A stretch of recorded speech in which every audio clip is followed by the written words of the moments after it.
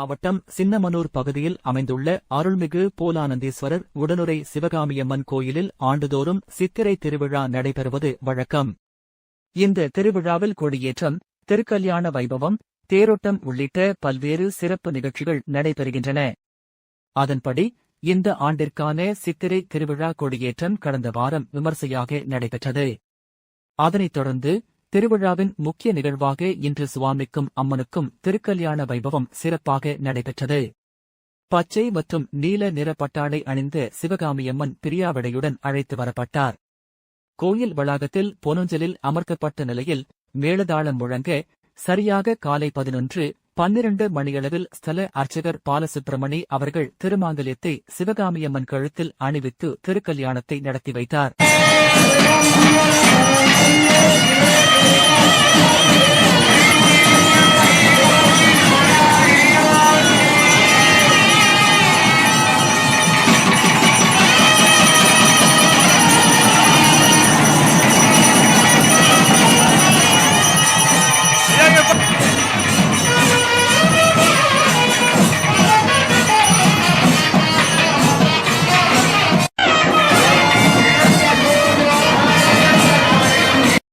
அதனைத் தொடர்ந்து மாலை மாற்றுதல் நிகழ்ச்சி நடைபெற்றது.